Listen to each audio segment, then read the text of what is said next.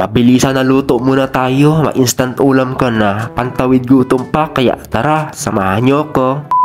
Binuksan ko nga pala itong rep para kunin dito yung tira kong kaning lamig. Medyo marami kasi ito kaya iinitin ko na lang para hindi na ako magsaing ng panibago. Bali kumuha na rin ako dito ng 2 pirasong itlog at kinuha ko na din itong isang balot na indomie. Pagkatapos ko nga pala makuha ay nagsimula na rin ako maglakad papunta dito sa kusina. Ngayong araw kasi medyo tinatamad ako kaya ito na lang ang lulutuin ko, mabilisang luto. Hindi ko na nga rin pala isasangag itong kanin at iinitin ko na lang. Isinalang ko na nga pala yung rice cooker at isinaksak ko na din. Kapag tinatamad talaga ako magluto, ito yung madalas kong niluluto, sun side up egg at itong noodles. Bali kinuha ko na nga rin pala yung pangmalakasan kong kawali kasi dito ako magpiprito. Naglagay na nga rin pala ako ng used oil na mantika. Kahit pa ulit-ulit natin gamitin itong mantika sa pagprito, basta hindi marumi ay all goods na yan.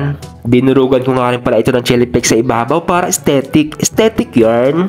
At nung maluto na nga ay inihaan ko na rin siya dito sa kawali. Dahil magpiprito tayo dito ng pang second batch. Sobrang sarap din kasi talaga itong itlog, kahit anong luto mo dito ay hindi mo talaga pagsasawaan. Di bali na lang kung siya ang magsawa sa'yo, iba kaiwan ka niya. Charot lang. Nung maluto na nga yung second batch nating sunny side up egg ay inihaan ko na rin siya dito sa kawali. Same pan, dito na rin ako magpapakulo ng tubig para sa noodles. Hindi ko na nga rin pala hinugasan yan kasi pinagprituhan ko lang din naman yan ng itlog. Naglagay na nga rin pala ako dito ng kunting tubig para pakuluin.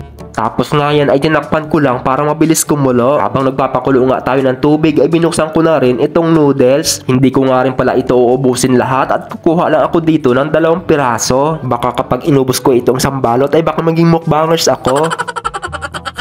Nung mabuksan ko nga ay siseparate muna natin yung mga seasoning niya. Kumuha na nga rin pala ako ng pinggan para dito ko ilagay yung mga seasoning at dito ko na rin hahaluin. Napanood ko lang kasi ito sa TikTok, kailangan daw muna paghalu-haluin yung mga seasoning para maging malasa. Ganon daw kasi ang sikreto para maging masarap ang noodles, kaya haluin ng mabuti yung seasoning niya. Nung matapos ko nga gupitin yung mga seasoning ay binalikan ko na rin itong pinapakulo kong tubig. Dahil kumulo na nga ay syempre ilalagay na natin itong noodles. Mag-aantay nga lang tayo dito ng 5 minuto ay luto na yan. Pagkalipas nga ng 5 minuto ay inihaon ko na rin para tanggalin yung excess na water niya. Bago nga pala natin ilagay yung noodles ay mekos-mekos muna natin ng mabuti yung seasoning niya. Ayan, pagkatapos nga natin mahalo ng mabuti ay pwede na natin ilagay yung noodles. Dahan-dahan nga lang pala ang pagbuhos ko dito kasi baka mamaya ay mahulog ako sa'yo. Charot lang.